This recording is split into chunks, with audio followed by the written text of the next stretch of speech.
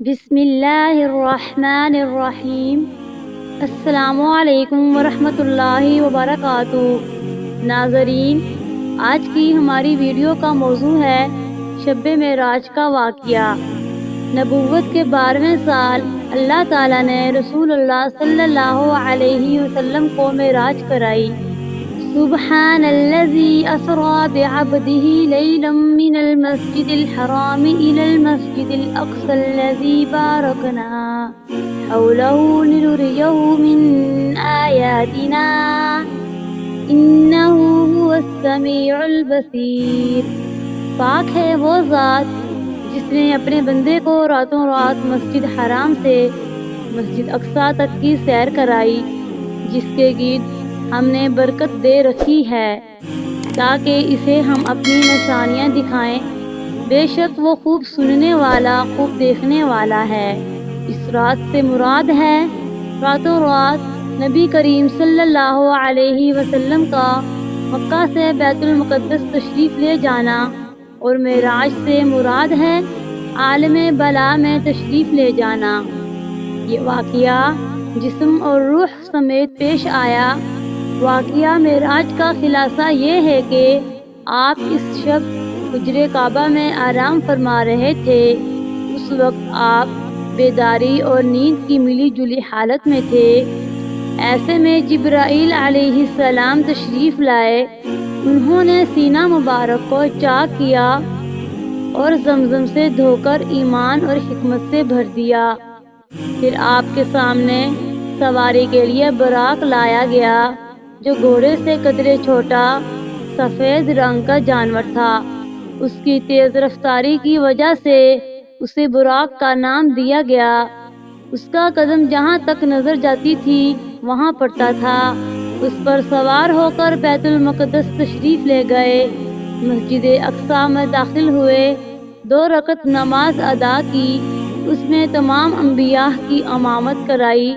پھر جبرائیل علیہ السلام آپ کے پاس 2 برتن لائے، ایک میں شراب تھی، دوسرے میں دودھ۔ آپ نے دودھ پسند فرمایا۔ اس پر جبرائیل علیہ السلام نے کہا، آپ نے فطرت پائی، آپ کو ہدایت نصیب ہوئی، اور آپ کی امت کو بھی۔ اگر آپ شراب کو پسند فرماتے تو آپ کی امت گمراہ ہو جاتی۔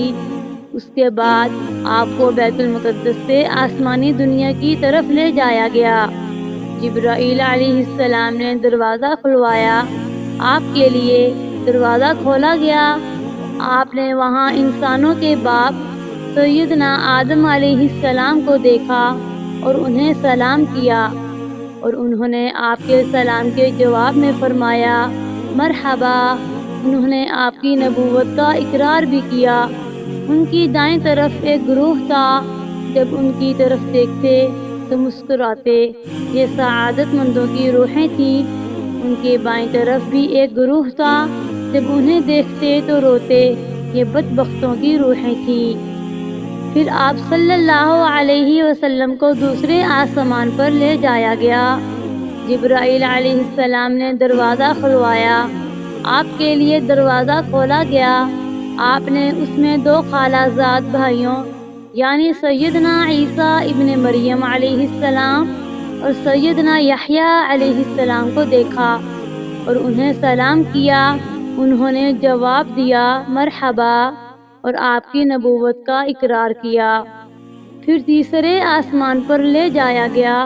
وہاں آپ نے سیدنا یوسف علیہ السلام کو دیکھا، انہیں آدھا حسن دیا گیا تھا۔ آپ نے انہیں سلام کیا، انہوں نے کہا مرحبا، پھر آپ کی نبوت کا اقرار کیا۔ پھر آپ کو چوتھے آسمان پر لے جایا گیا۔ وہاں سیدنا ادریس علیہ السلام کو دیکھا اور آپ نے سلام کیا، انہوں نے سلام کا جواب دیا مرحبا، اور آپ کی نبوت کا اقرار کیا۔ پھر 5ویں آسمان پر لے جایا گیا۔ وہاں سیدنا ہارون علیہ السلام کو دیکھا اور انہیں سلام کیا، انہوں نے سلام کا جواب دیا مرحبا، اور آپ کی نبوت کا اقرار کیا۔ پھر آپ کو 6 آسمان پر لے جایا گیا۔ وہاں سیدنا موسیٰ بن عمران علیہ السلام سے ملاقات ہوئی۔ آپ نے انہیں سلام کیا، انہوں نے کہا مرحبا اور آپ کی نبوت کا اقرار کیا۔ اس کے بعد آپ کو 7ویں آسمان پر لے جایا گیا۔ وہاں آپ کی ملاقات ابراہیم علیہ السلام سے ہوئی۔ آپ نے انہیں سلام کیا، جواب میں انہوں نے کہا مرحبا اور آپ کی نبوت کا اقرار کیا۔ وہ اپنی پشت بیت معمور سے لگائے ہوئے تھے، جس میں روزانہ 70,000 فرشتے داخل ہوتے ہیں اور وہاں ان کی پلٹنے کی باری نہیں آتی۔ پھر آپ کو سدرۃ المنتہا تک لے جایا گیا۔ اس کے پتے ہاتھی کے کان جیسے اور پھل بڑے کوندوں یا کھیلوں جیسے تھے۔ پھر اس پر سونے کے پتنگے چھا گئے اور اللہ کے حکم سے جو کچھ چھانا تھا چھا گیا۔ اس سے وہ سدرہ یعنی بیری کے درخت تبدیل ہو کر اتنا خوبصورت ہو گیا کہ اللہ کی کوئی مخلوق اس کا حسن بیان کرنے کی تاب نہیں رکھتی۔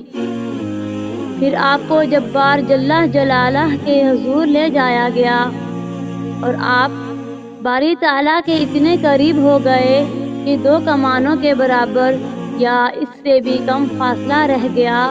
اس وقت اللہ نے آپ پر اور آپ کی امت پر دن رات میں 5 نمازیں فرض فرمائیں۔ اس میں شک نہیں کہ نماز اعلان نبوت کے ساتھ ہی فرض ہو گئی تھی، مگر اس وقت فجر اور عصر کی 2 نمازیں فرض ہوئی تھیں۔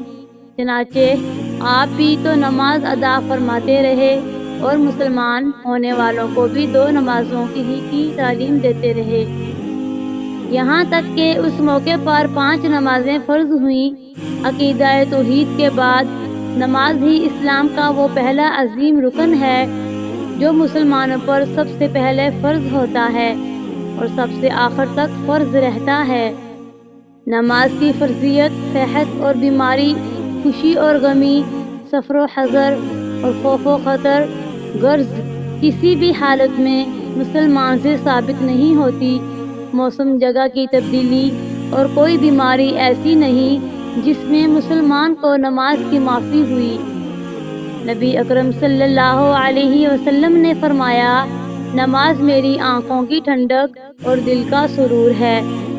پھر اسی رات نبی کریم صلی اللہ علیہ وسلم مکہ مکرمہ واپس تشریف لے آئے۔ صبح ہوئی اور آپ نے اپنی قوم کو ان بڑی نشانیوں کی خبر دی جو اللہ جل شانہ نے آپ کو دکھلائی تھی، تو قوم کے جھٹلانے اور تکلیف پہنچانے میں زیادہ شدت آ گئی۔ کسی نے تالیاں بجا کر آپ کا مذاق اڑایا تو کسی نے حیرت اور انکار کے انداز میں اپنے سر پر ہاتھ رکھ لیا۔ کچھ لوگ ابو بکر صدیق رضی اللہ عنہ کے پاس گئے اور تنزیہ انداز میں بولے، کچھ سنا تمہارے دوست محمد کیا کہہ رہے ہیں؟ سیدنا ابو بکر صدیق رضی اللہ عنہ نے کہا، کیا کہہ دیا ہے؟ جواب میں انہوں نے کچھ لوگ ابو بکر صدیق رضی اللہ عنہ کے پاس گئے اور تنزیہ انداز میں بولے، کچھ سنا تمہارے دوست محمد کیا کہہ رہے ہیں؟ سیدنا ابو بکر صدیق رضی اللہ تعالی عنہ نے پوچھا، انہوں نے کیا کہا؟ جواب میں انہوں نے سب کچھ دہرا دیا جو آپ نے بیان فرمایا تھا۔ اس پر سیدنا صدیق اکبر رضی اللہ عنہ نے فرمایا، اگر یہ باتیں آپ نے فرمائی ہیں تو بالکل سچ فرمائی ہیں۔ لوگوں نے کہا، گویا آپ کی تصدیق کرتے ہیں۔ جواب میں صدیق اکبر رضی اللہ عنہ نے عجیب بات فرمائی، کہنے لگے، میں تو اس سے بھی دور کی بات پر آپ کی تصدیق کرتا ہوں۔ آسمان سے صبح شام جو خبریں آتی ہیں میں ان میں بھی آپ کو سچا جانتا ہوں۔ ان کے اسی جواب پر ان کا لقب صدیق مشہور ہوا۔ ادھر کفار نے امتحان لینے کا پروگرام بنایا، پوچھا، آپ بیت المقدس کے بارے میں تفصیل سے بتائیں۔ آپ نے اس سے قبل بیت المقدس کبھی نہیں دیکھا تھا، نہ معراج کے وقت آپ نے اس کی تفصیل ذہن میں بٹھائی تھی، لیکن اللہ نے آپ کے لیے اس کو روشن کر دیا اور آپ اس کی نشانیاں بتاتے چلے گئے۔ آپ نے ایک ایک دروازے اور ایک ایک جگہ کی تفصیل بیان فرما دی اور وہ آپ کی کوئی بات جھٹلا نہ سکے، اس لیے کہ انہوں نے تو بارہا بیت المقدس دیکھا تھا۔ وہ صرف اتنا کہہ سکے، جہاں تک نشانیوں کا تعلق ہے وہ آپ نے درست بتائی ہیں۔ پھر انہوں نے ایک قافلے کے بارے میں سوال کیا۔